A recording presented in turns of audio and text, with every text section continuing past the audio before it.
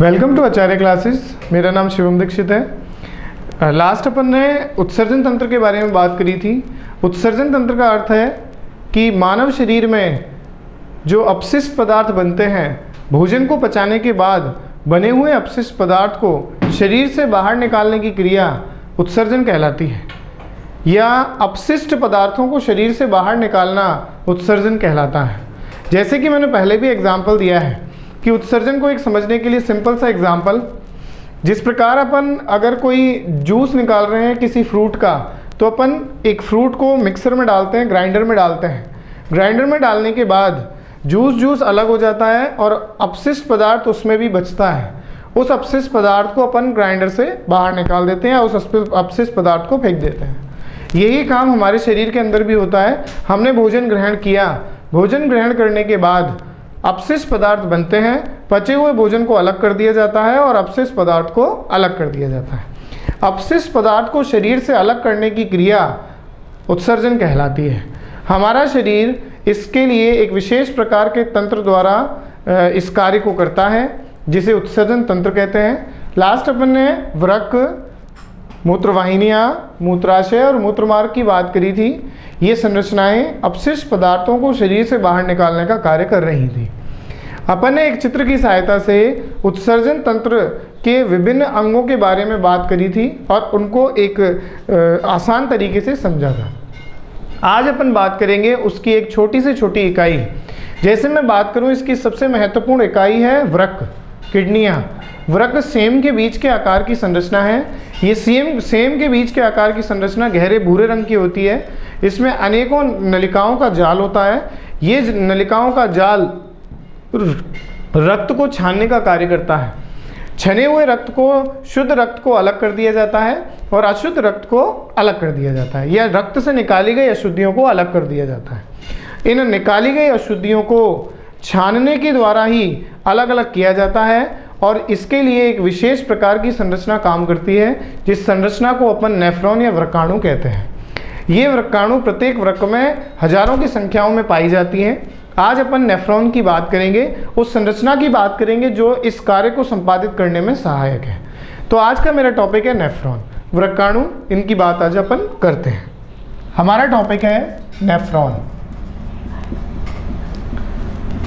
वृक्काणु। Nephron की अपन बात करते हैं। ये वे संरचनाएं हैं जो एक छन्नी की समान संरचनाओं का निर्माण करती हैं और अपशिष्ट पदार्थों को अलग करने का कार्य करती हैं। आगे चलकर ये संग्राहक नली से जुड़कर मूत्राशय में जुड़ी होती हैं और अपशिष्ट पदार्थों को मूत्राशय में छोड़ देती हैं। तो देखते हैं अपन नेफ्रॉन की संरचना एक बहुत ही सिंपल से डायग्राम की सहायता से।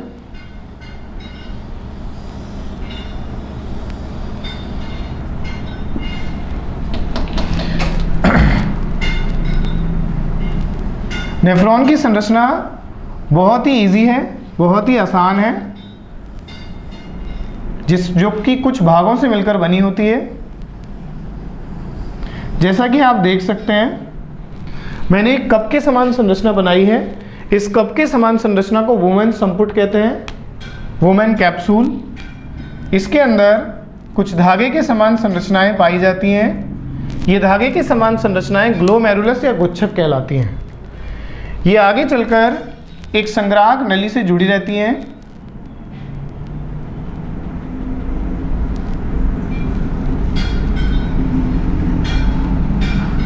ये संग्राहक नली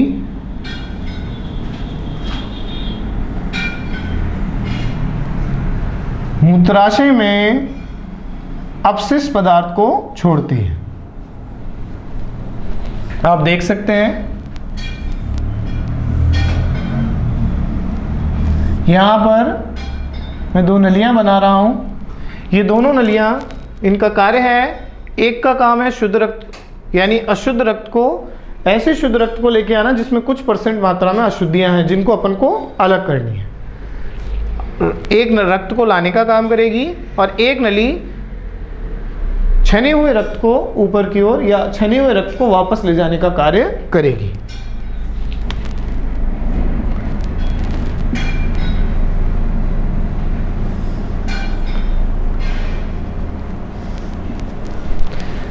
ये एक सिंपल सा डायग्राम, एक छोटा सा डायग्राम आपको नेफ्रॉन की संरचना या वृक्काणु की संरचना को आसानी से समझा सकता है। एक कप के समान संरचना जो वोमन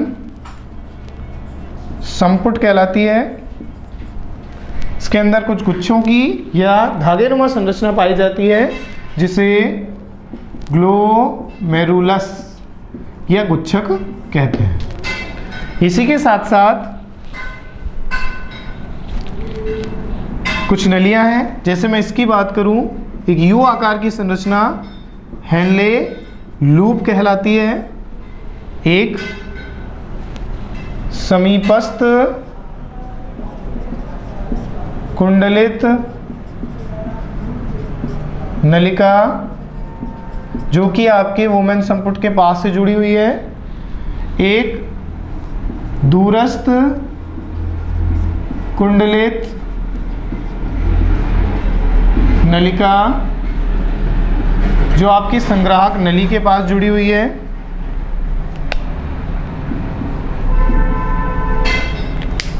देख सकते हैं आप संग्राहक नली। इस छोटे से आसान से डायग्राम की सहायता से आप वृक्कों के संरचनात्मक इकाई, एक छोटी से छोटी इकाई के बारे में जान सकते हैं जिसे अपन नेफ्रॉन कहते हैं। आप देख सकते हैं कि एक कप के समान संरचना जो वोमेन संपुट कहला रही है, इस कप के समान संरचना में कुछ धागे, कुछ गुच्छकों का समान संरचना, कुछ जाल के समान संरचना पाई जाती है। ये जाल के समान संरचना ग्लोमेरुलस कहलाती है। ग्लोमेरुलस में जब रक्त को लाया जाता है, रक्त जब इनसे गुजरता है, गुजरने के बाद अशुद्धियां इसमें बैठ जाती हैं और शुद्ध रक्त ऊपर की ओर वापस चला जाता है। अब जो अपशिष्ट पदार्थ हैं, जो बचा हुआ पदार्थ है, उस अपशिष्ट पदार्थ को आगे की ओर धकेला जाता है। ये आगे से समीपस्थ कुंडलित नलिका से होता हुआ हेनले लूप की सहायता से ऊपर की ओर आगे की ओर बढ़ता है और दूरस्थ कुंडलित नलिका से होता हुआ इसमें जल मिला दिया जाता है और जल इसको संग्राहक नलिका से लेता हुआ मूत्राशय में छोड़ देता है। मूत्र बनने की क्रिया 3 चरणों में पूरी होती है, कुछ चरणों में पूरी होती है, जिसमें निस्यंदन, पुनः अवशोषण और आपकी और भी अनेकों क्रियाएं साथ में आती हैं। निस्यंदन, छानना, पुनः अवशोषण करना, ये सारी क्रियाएं इसमें आती हैं। तो आप देख सकते हैं कि कितने आसान तरीके से अपन एक नेफ्रॉन की संरचना को, एक वृक्काणु की संरचना को इस चित्र की सहायता से समझ चुके हैं और समझे हैं। जैसे कि मैं दोबारा एक बार रिपीट कर रहा हूँ, उत्सर्जन, मानव शरीर से अपशिष्ट पदार्थों को बाहर निकालने की क्रिया उत्सर्जन कहलाती है, जो कि कुछ विशेष प्रकार के तंत्रों की सहायता से संपन्न की जाती है। इन विशेष प्रकार के तंत्र में कुछ विशेष प्रकार के अंग आते हैं। ये विशेष प्रकार के अंग उत्सर्जन तंत्र कहलाते हैं और इन अंगों में मुख्य रूप से वृक्क, मूत्रवाहिनियाँ, मूत्राशय और मूत्रमार्ग को शामिल किया गया है। वृक्क भूरे रंग की एक सेम के बीच के आकार की संरचना है और इसमें अनेकों नलिकाओं का जाल पाया जाता है। वृक्क की संरचनात्मक क्रियात्मक इकाई को नेफ्रॉन कहते हैं। ये नेफ्रॉन जाल का निर्माण करती है। ये जाल, ये छन्नी, जो ये छन्नी है, ये रक्त को छानने का काम करती है और साथ ही साथ अपशिष्ट पदार्थों को अलग और शुद्ध रक्त को अलग करती है। इसी के साथ साथ आप देख सकते हैं इस संरचना के अंदर जो ये नेफ्रॉन है, इस नेफ्रॉन संरचना के अंतर्गत आपका एक कप के समान संरचना वोमेन संपुट, कुछ जाल के समान संरचना ग्लोमेरुलस, कुछ कुंडलियां जैसे समीपस्थ कुंडलित नलिका, हेनले लूप, दूरस्थ कुंडलित नलिका और संग्राहक नलिका शामिल हैं। इन सभी की सहायता से रक्त से अशुद्धियों को अलग किया जाता है और शुद्ध रक्त को अलग किया जाता है। ठीक है, वीडियो पसंद आया हो तो लाइक, सब्सक्राइब और शेयर करें। Thank you.